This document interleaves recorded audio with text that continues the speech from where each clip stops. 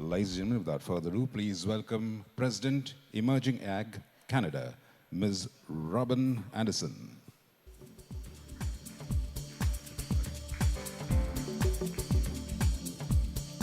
Thank you so much. It's such a pleasure to be here with IPGA. I very much appreciate the opportunity to join you again.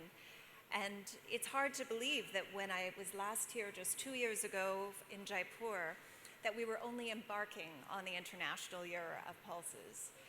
And it was such an exciting time. Today we've already seen that there's a world full of pulse activities in Kenya, in Tanzania, in Argentina, and as Sudhakar said, truly around the world. So the opportunity to discuss this here in India is particularly special.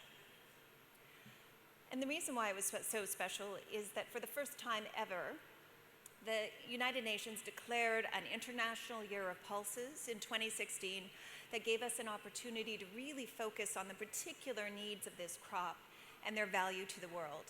And the Global Pulse Confederation and IPGA were absolutely central leaders to this effort. And the campaign was focused on 4 things, as I told you 2 years ago: food security and nutrition, communications, market access, and research and production. And so much happened between now and then. If you could cue the video. It was just an extraordinary year of activity.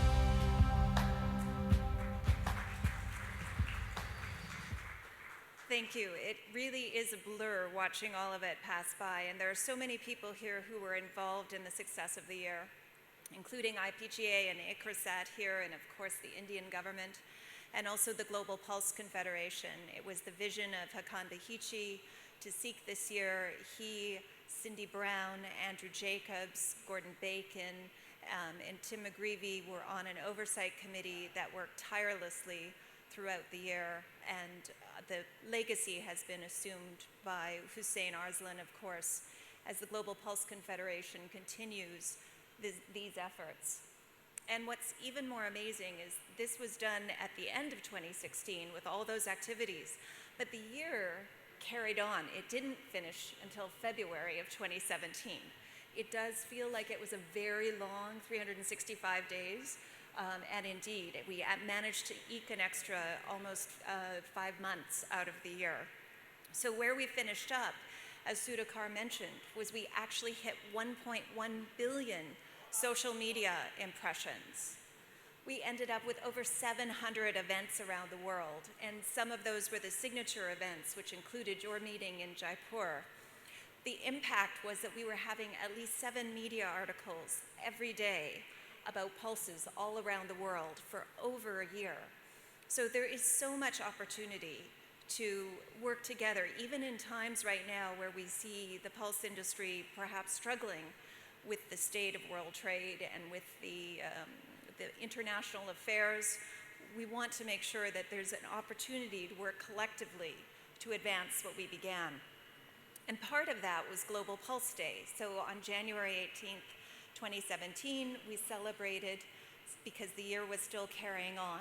And from that was born the idea of World Pulses Day, which the GPC chairman really has been an advocate for. So right from the closing ceremony of the International Year of Pulses, the country Burkina Faso has been actively calling for a World Pulse Day to be declared every February 10th. FAO has endorsed this. This is the UN Food and Agricultural Organization. And now it goes before the General Assembly in New York this year for final approval. And then we hope that every February 10th from now on, all of us will be working together to talk about the benefits of pulses. And in fact, just this weekend, Randy Duckworth and Hussein Arslan and Vincent Schluter from this sector will be flying to Burkina Faso to present a special award to the President and First Lady of Burkina Faso to thank them for their achievements on the pulse sector, which is growing there, and to further the efforts to celebrate World Pulse Day. And the legacy of all these activities through the year and with the day really are carrying on in many areas. There's some very exciting news coming out about research on pulses. Michigan State University and the Legumes Innovation Lab have been working in Malawi, Africa, to supplement children's feeding practices in Africa, specifically to address the question of stunting.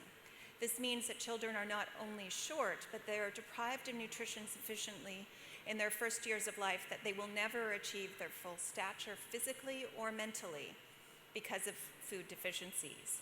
And they found common bean flour supplements to young children had such a big impact on gut health that this is the first identified innovation in food delivery that actually can address stunting, because it's not just a question of getting them enough calories, it's making sure that their body can process those calories and keep with those calories. So pulses continue to prove to be an incredible miracle impact in nutrition, and I hope we can all celebrate their powers.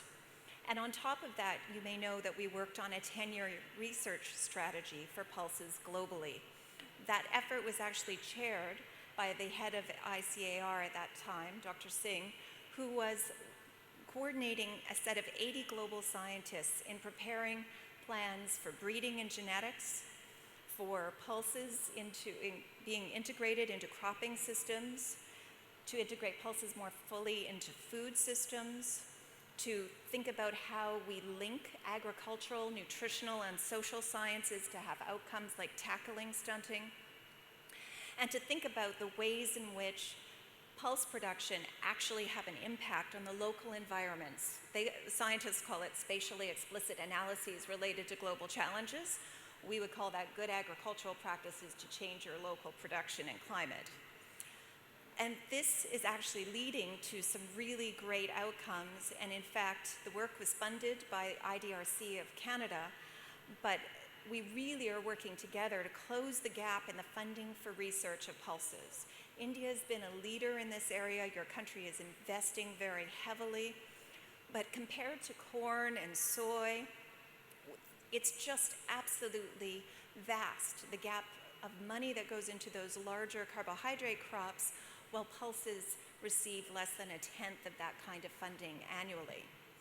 And we are hopeful that new announcements being made at ICRISAT literally these days will actually see a renewed interest in pulse breeding.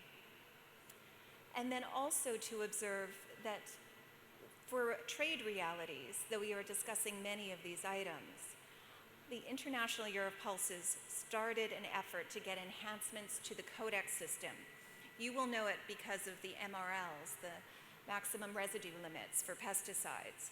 This international system should be helping to facilitate trade, but in fact the system has had relatively few resources and has over time been really challenged to keep up the efficiency to manage modern and timely approvals of these products.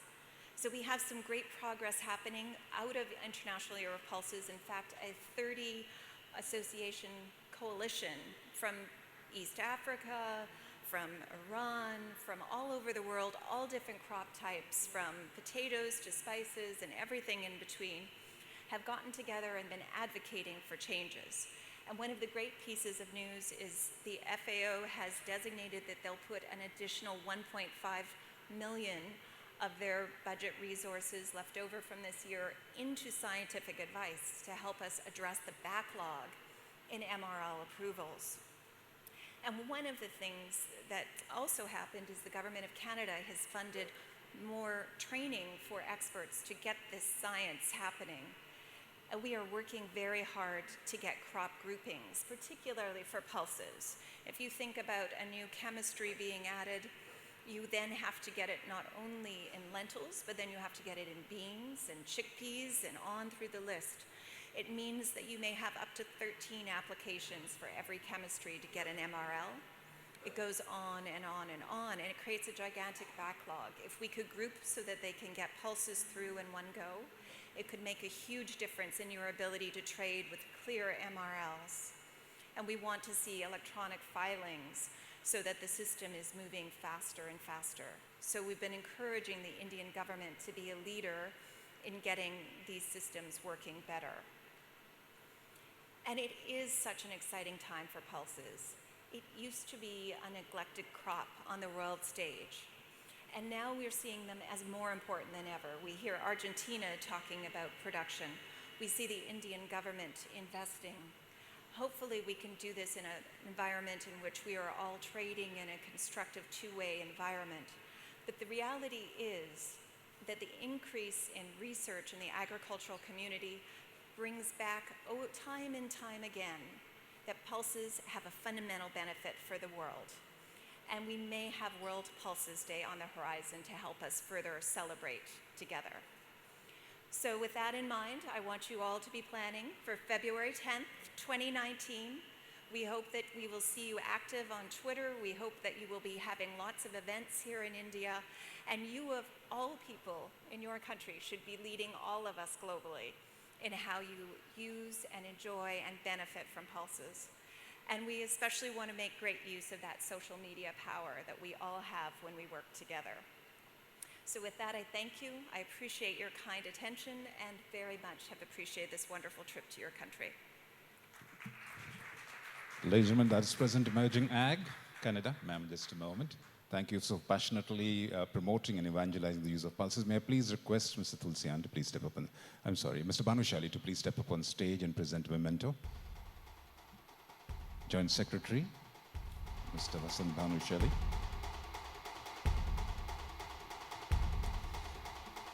Ms. Robynne Anderson, thank you once again, ma'am.